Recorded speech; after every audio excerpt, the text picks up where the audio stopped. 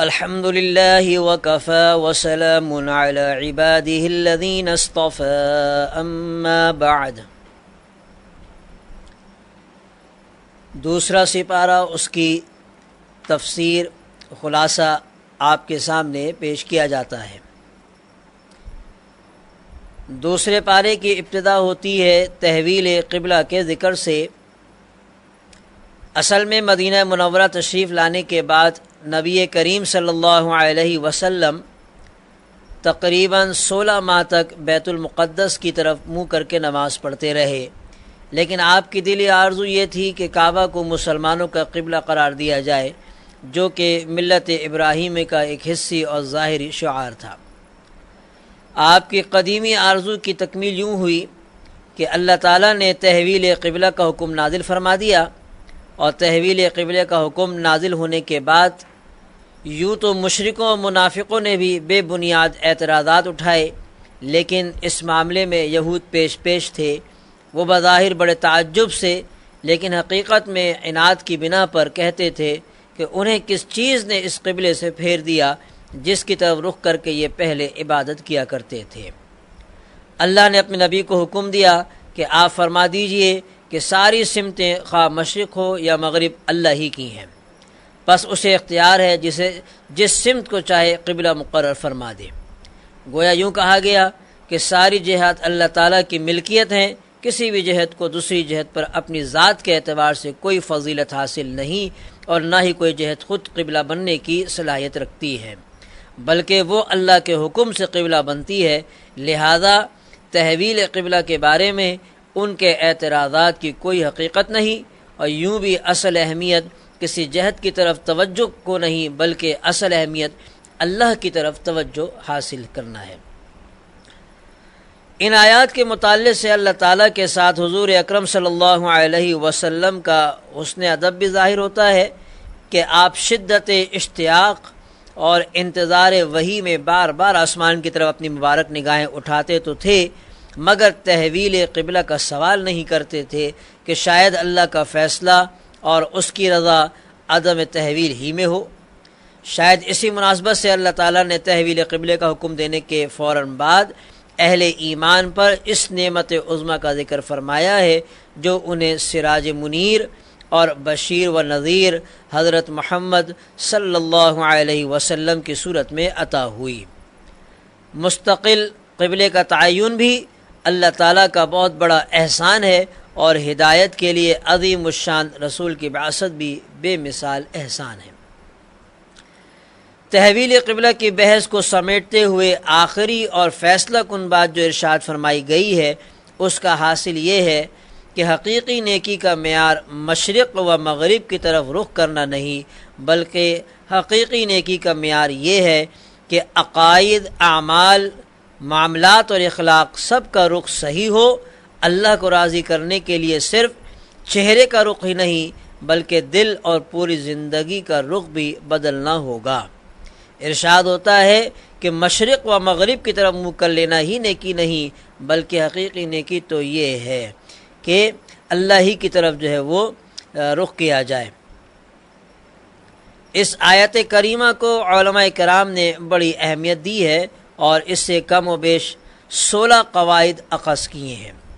اس آیت کریمہ سے یہ بھی ثابت ہوتا ہے کہ دین اسلام محض چند ایسی مذہبی رسوم کا نام نہیں ہے جنہیں عبادت خانے اور خانقاہ میں ادا کیا جاتا ہے، بلکہ اس دین کا تعلق زندگی کے ہر شعبے سے ہے، ہر جگہ انسان کے ساتھ رہتا ہے۔ یہ شعبہ ہر جگہ انسان کے ساتھ رہتا ہے، گھر میں بھی اور بازار میں بھی، مسجد میں بھی اور مدرسے میں، سیاست و حکومت میں بھی اور تجارت و معاشرت میں بھی۔ یہ مسلمان کی ہر جگہ نگرانی کرتا ہے، اور مسلمان پر لازم ہے کہ وہ ہر قدم اسے دیکھ کر اٹھائے۔ اس آیت کریمہ کو آیت بر کہا جاتا ہے، اور اس کے بعد جو احکام و مسائل بیان کیے گئے ہیں انہیں ابواب بر کہا جاتا ہے۔ گویا پہلے اجمالی طور پر نیکی کے اصول بتانے کے بعد آگے ان کے جزوی تفصیلات اور احکام ذکر کیے گئے ہیں۔ یہ احکام مسلمان کی معاشی، معاشرتی، تجارتی، ازدواجی اور جہادی زندگی سے تعلق رکھتے ہیں۔ یہ احکام ہم اختصار کے ساتھ ذکر کرتے ہیں، ان میں سے 2 حکم ایسے ہیں جو آیت بل سے پہلے ذکر ہو چکے ہیں۔ اور چونکہ زمانہ جاہلیت میں صفا مروہ پر 2 بت رکھے ہوئے تھے جن کی مشرکین عبادت کرتے تھے، اس لیے قبول اسلام کے بعد صحابہ کرام رضی اللہ عنہم صفا مروہ کا طواف کرنے سے بچتے تھے، اس لیے فرمایا گیا کہ ان کا طواف کرنے میں کوئی حرج نہیں، یعنی جو صحیح کی جاتی ہے۔ مشرکین از خود بعض چیزوں کو حلال اور بعض کو حرام ٹھہرا لیتے تھے، ان کی تردید کرتے ہوئے فرمایا گیا کہ حرام وہ چیزیں نہیں جنہیں تم حرام کہتے ہو، بلکہ اللہ تعالیٰ نے تو صرف ان چیزوں کو حرام کیا ہے، یعنی مردار، بہتا ہوا خون، خنزیر کا گوشت اور ہر ایسا جانور جس پر اللہ تعالیٰ کے سوا کسی اور کا نام پکارا گیا ہو۔ البتہ جو شخص بھوک سے مجبور ہو کر ان میں سے کوئی چیز کھا لے تو اسے کچھ بھی گناہ نہ ہوگا، لیکن شرط یہ ہے کہ کھانے سے مقصد حصول لذت نہ ہو اور نہ ہی قدر ضرورت سے تجاوز کرے۔ واقعی اللہ تعالیٰ بڑا غفور رحیم ہے۔ شریعت اسلامیہ کی بنیاد عدل پر ہے، اس لیے مسلمانوں پر قصاص فرض کیا گیا ہے، یعنی مقتول کے بدلے قاتل کو بھی قتل کیا جائے گا، چاہے مقتول اور قاتل کے درمیان سماجی، خاندانی، مالی اور جسمانی اعتبار سے کتنا ہی تفاوت کیوں نہ ہو۔ قصاص میں زندگی ہے، قاتل کی بھی اور مقتول کی بھی۔ جب قاتل کو اپنے جرم کی سزا ملنے کا یقین ہوگا تو وہ شدت غضب کے باوجود اپنا ہاتھ قتل سے روک لے گا۔ اس کے رک جانے سے مقتول اور قاتل دونوں بلکہ ان کا خاندان بھی قتل و قتال سے بچ جائے گا۔ اسلام نے قتل کی سزا میں رحمت اور عدل دونوں چیزوں کو جمع کر دیا ہے۔ مقتول کے اولیاء اور ورثہ اگر قصاص کا مطالبہ کریں تو یہ عدل ہوگا، اور اگر وہ معاف کر دیں یا دیت لینے پر راضی ہو جائیں تو فضل و احسان اور رحمت ہوگی۔ ایسا صاحب مال جسے اپنی موت قریب آ جانے کا احساس ہو جائے، اس پر لازم ہے کہ وہ اپنے مال کے بارے میں وصیت کر جائے۔ ہر عاقل بالغ مسلمان پر روزے فرض ہیں۔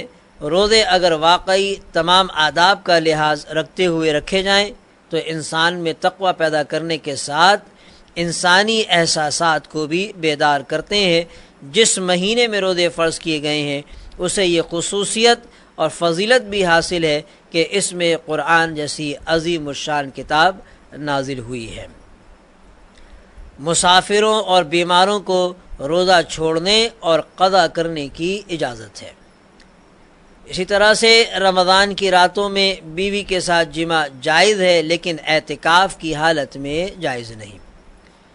کسی بھی باطل اور ناجائز طریقے سے مال کمانا جائز نہیں، خواہ وہ جوا ہو یا چوری ہو یا غصب اور رشوت ہو یا خرید و فروخت کے ناجائز طریقے۔ قمری تاریخوں کا استعمال فرض کفایہ بھی ہے اور اسلامی شعار بھی، اور کئی عبادات کا مدار ان کی معرفت پر ہے۔ اسی طرح سے اس سپارے کے اندر مسلمانوں پر جہاد و قتال فرض ہے، اس کا بھی ذکر کیا گیا۔ جہاد کا مقصد اعلاء کلمت اللہ ہے، چونکہ حق اور باطل، خیر اور شر کے درمیان ٹکراؤ ازل سے ہے اور ابد تک رہے گا، اس لیے جہاد بھی ہمیشہ سے اور ہمیشہ رہے گا۔ مسلمانوں پر لازم ہے کہ وہ جہاد کے لیے ہمیشہ مستعد رہیں اور دشمن کے سامنے کمزوری ظاہر نہ کریں، ورنہ جرم ضعیفی کی سزا مرگ مفاجات کے سوا کچھ نہیں۔ اسلام کے ارکان میں سے ایک اہم رکن حج بھی ہے۔ اللہ تعالیٰ چاہتے ہیں کہ پوری دنیا سے مسلمان سال میں ایک بار مساوات کا عملی مظاہرہ کرتے ہوئے بلد حرام میں جمع ہوں اور وہاں اس کے بتائے ہوئے طریقے کے مطابق حج کے مناسک اور اعمال ادا کرے۔ حج کا احرام چند مخصوص مہینوں میں باندھا جاتا ہے، البتہ عمرہ پورے سال میں کسی بھی وقت کیا جا سکتا ہے۔ حج کے دنوں میں تجارت اور خرید و فروخت جائز ہے۔ زمانہ جاہلیت میں مشرکوں نے بہت ساری رسوم اور بدعات کا اضافہ کر لیا تھا، جن میں سے ایک یہ تھی کہ قریش مزدلفہ ہی میں ٹھہر جاتے اور میدان عرفات میں جانا اپنی توہین سمجھتے تھے۔ انہیں حکم دیا گیا کہ وہ بھی عام لوگوں کی طرح عرفات جا کر واپس آئیں اور اپنے لیے کوئی الگ تشخص ثابت نہ کریں۔ یوں ہی مشرکین منا میں جمع ہو کر آبا و اجداد کے مفاخر بیان کیا کرتے تھے۔ انہیں کہا گیا کہ وہ آبا کے بجائے اللہ کا ذکر کریں۔ انفاق فی سبیل اللہ کے ضمن میں بتایا گیا کہ اس کی اہمیت کے متعلق ذکر ہوا، اور اس بات کو حاصل نہیں کہ کیا خرچ کیا جاتا ہے، اصل اہمیت اس امر کو حاصل ہے کہ کہاں خرچ کیا جاتا ہے اور کس نیت سے خرچ کیا جاتا ہے۔ لہذا اللہ کے دیے ہوئے جان و مال کو صحیح مصرف پر خرچ کرنا ضروری ہے۔ جو شخص مرتد ہو جائے اس کے سارے اعمال باطل ہو جاتے ہیں اور وہ جہنم کا حقدار ہو جاتا ہے، اور دنیا میں اس کی سزا یہ ہے کہ اگر وہ سمجھانے کے باوجود باز نہ آئے تو اسے قتل کر دیا جائے۔ شراب اور جوے میں اگرچہ ظاہری اور مادی منافع ہے، لیکن ان میں جسمانی، عقلی، مالی، اخلاقی اور معاشرتی اعتبار سے جو نقصانات ہیں وہ منافع کے مقابلے میں کہیں زیادہ ہیں۔ رسول کریم صلی اللہ علیہ وسلم نے شراب کو ام الخبائث یعنی خباثتوں اور گناہوں کی جڑ قرار دیا ہے۔ بعض اجتماعی بیماریوں کی نشاندہی کے بعد خاندانی مسائل بیان کیے جا رہے ہیں، کیونکہ خاندان ہی ایک اچھے معاشرے کی بنیاد بنتا ہے۔ ان مسائل کی ابتدا ازدواجی تعلقات سے کی جا رہی ہے، اور اس سلسلے میں پہلا حکم یہ دیا گیا ہے کہ مشرک مردوں اور عورتوں سے کسی صورت بھی نکاح جائز نہیں۔ البتہ کتابی عورت کے ساتھ مسلمان مرد کا نکاح ہو سکتا ہے، مگر بہتر یہی ہے کہ کتابیہ کے ساتھ نکاح کے بجائے کسی مسلمان عورت کے ساتھ نکاح کیا جائے۔ اس حکم قرآنی سے یہ نقطہ سمجھ میں آتا ہے کہ اسلام میں ازدواجی رشتے کی بنیاد خلق اور دین پر ہے، حسب نسب یا غنا اور حسن و جمال پر نہیں، کیونکہ یہ عارضی چیزیں ہیں، نہ ہی یہ حقیقی سکون اور راحت کی ضامن ہے اور نہ ہی سعادت کا سبب بنتی ہیں۔ البتہ ازدواجی زندگی کے سفر میں نیک اور خوف خدا رکھنے والا ساتھی سفر کے بہت سارے مراحل کو آسان کر دیتا ہے۔ اسی لیے ہمارے آقا صلی اللہ علیہ وسلم نے نیک خاتون کو قیمتی خزانے سے تعبیر کیا ہے۔ اسی طرح سے اس سپارے کے اندر ذکر ہے کہ حالت حیض میں بیوی کے ساتھ جمع جائز نہیں، کیونکہ حیض کے خون میں ایسی نجاست اور ایسے جراثیم پوشیدہ ہوتے ہیں جن کی وجہ سے میاں اور بیوی دونوں کی صحت خطرے میں پڑ سکتی ہے۔ البتہ آپس میں بوس و کنار، اٹھنے بیٹھنے اور اکٹھے کھانے پینے کی اجازت ہے، جبکہ یہودی اس کی بھی اجازت نہیں دیتے تھے، اور نصارہ جمع کرنا بھی برا نہیں سمجھتے تھے۔ گویا کہ اسلام نے دوسرے بہت سارے معاملات کی طرح حیض کے معاملے میں بھی افراط و تفریط کے بجائے اعتدال کی راہ اختیار کی ہے۔ اگر کسی شخص نے قسم کھا لی کہ وہ 4 ماہ تک اپنی بیوی کے قریب نہیں جائے گا، تو 4 ماہ گزرنے پر خود بخود طلاق واقع ہو جائے گی۔ البتہ اگر اس نے رجوع کر لیا تو نکاح باقی رہے گا، لیکن قسم کا کفارہ اس پر لازم ہوگا۔ سورۃ البقرہ میں جتنی تفصیل کے ساتھ طلاق، عدت اور رضاعت کے مسائل بیان کیے گئے ہیں، اتنی تفصیل کے ساتھ کسی دوسری صورت میں بیان نہیں کیے گئے۔ اس سلسلے میں یہ جان لینا ضروری ہے کہ اللہ کی نظر میں طلاق کے قابل نفرت ہونے کے باوجود مخصوص حالات اور مجبوریوں کی بنا پر طلاق کی اجازت دی گئی ہے، کیونکہ بعض اوقات میاں بیوی میں سے کوئی ایک ایسا ہوتا ہے جو اپنی بد اخلاقی، بد کرداری اور باغیانہ رویے کی وجہ سے گھر کو جہنم بنا دیتا ہے، جہاں سکون نام کو نہیں ہوتا۔ ایسی صورت میں طلاق کے سوا کوئی چارہ ہی نہیں رہتا۔ اسلام نے طلاق کی اجازت دینے کے ساتھ اس میں بہت ساری اصلاحات بھی کی ہیں۔ زمانہ جاہلیت میں طلاق کی کوئی حد مقرر نہیں تھی، 100 طلاقیں دے کے بھی رجوع کر لیا کرتے تھے۔ اسلام 3 سے زائد طلاق کی اجازت نہیں دیتا۔ 2 طلاقوں کے بعد تو رجوع کیا جا سکتا ہے، مگر تیسری طلاق کے بعد رجوع کی کوئی صورت باقی نہیں رہتی۔ شوہر نے مہر کی صورت میں بھی بیوی کو جو کچھ دیا ہو اسے واپس لینے کی اجازت نہیں، البتہ خلا کی صورت میں اجازت ہے، اور خلا یہ ہے کہ عورت اس شرط پر پورا مہر یا اس کا کچھ حصہ واپس دینے کے لیے آمادہ ہو کہ اسے طلاق دے دی جائے۔ تو خلا کے لیے زوجین کی رضامندی ضروری ہے۔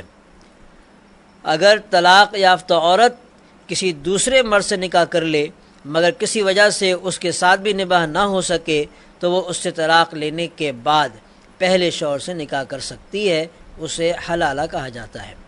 آج کل حلالہ کے نام پر جو ڈرامہ کیا جاتا ہے اس کے کرنے والے اور کرانے والے دونوں پر حدیث میں لعنت کی گئی ہے۔ طلاق کے بعد عورت کو محض اذیت سے دوچار کرنے کے لیے رجوع کرنا جائز نہیں، کیونکہ اسلام عدل اور احسان کا دین ہے جو کہ کسی پر بھی ظلم کی اجازت نہیں دیتا، خواہ بچہ ہو یا بڑا، مرد ہو یا عورت۔ اس لیے اسلام نے دودھ پیتے بچوں کے حقوق بھی بیان کیے ہیں۔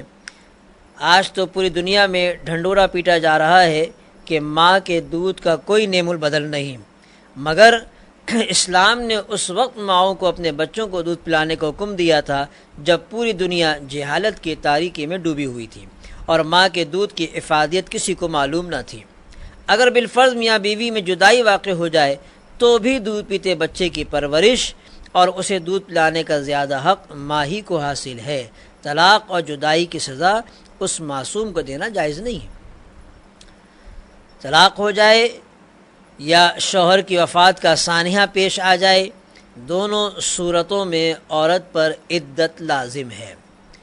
عدت طلاق 3 حیض جبکہ عدت وفات 4 ماہ 10 دن ہے۔ جو عورت زمانہ عدت میں ہو اس سے نکاح کے بارے میں عہد و پیمان لینا منع ہے، البتہ دل میں خواہش رکھنے اور اشارہ کنایے میں اپنی خواہش کے اظہار کی اجازت ہے۔ اس کے علاوہ اس سپارے کے اندر خاندان اور معاشرے کی اصلاح اپنی جگہ ایک بے حد اہمیت رکھتی ہے، لیکن اس کے لیے حق کے انصار و اعوان کی بقا ضروری ہے۔ جہاد کا مقصد حق اور حق کے علمبرداروں کی بقا ہی ہے، اسی لیے قرآن کریم میں جہاد پر بڑا زور دیا گیا ہے اور موت کے ڈر سے جہاد سے راہ فرار اختیار کرنے والوں کی شدید مذمت کی گئی ہے۔ بعض مقامات پر اس حوالے سے سابقہ کے قصے بھی بیان کیے گئے ہیں۔ یہاں دوسرے پارے کے اختتام پر بھی 2 قصے مذکور ہیں۔ پہلا قصہ ایسی قوم کا ہے جو طاعون کی بیماری پھیل جانے کے بعد موت کے ڈر سے گھروں کو چھوڑ کر بھاگ کھڑی ہوئی تھی، لیکن یہ فرار انہیں موت سے نہ بچا سکا۔ اس قصے سے یہ سبق ملتا ہے کہ کوئی تدبیر انسان کو تقدیر سے نہیں بچا سکتی۔ دوسرا قصہ بنی اسرائیل اور حضرت طالوت کا ہے، جن کی قیادت میں جہادی صفات سے مالا مال تھوڑے سے لشکر نے اپنے سے کئی گنا بڑے لشکر کو شکست دے دی۔ یہ قصہ ایسا تھا کہ خود بنی اسرائیل کے بھی صرف خواص ہی کے علم میں تھا، عوام اس سے بے خبر تھے۔ نبی امی صلی اللہ علیہ وسلم کی زبان اقدس سے تاریخ کی اس بھولی بصری داستان کا بیان ہو جانا اس بات کی دلیل ہے کہ آپ کا رابطہ اس ذات سے ہے جس کی نظر سے تاریخ کی کوئی کڑی بھی اوجھل نہیں، اور یہ کہ آپ واقعی سچے رسول ہیں۔ اسی لیے اس قصے کے آخر میں فرمایا گیا ہے کہ یہ اللہ تعالیٰ کی آیتیں ہیں جو ہم آپ کو ٹھیک ٹھیک پڑھ کر سناتے ہیں، اور بلا شبہ آپ ہمارے رسولوں میں سے ہیں۔ اسی آیت پر اس دوسرے سپارے کا اختتام ہوتا ہے۔ وآخر دعوانا ان الحمد للہ رب العالمین۔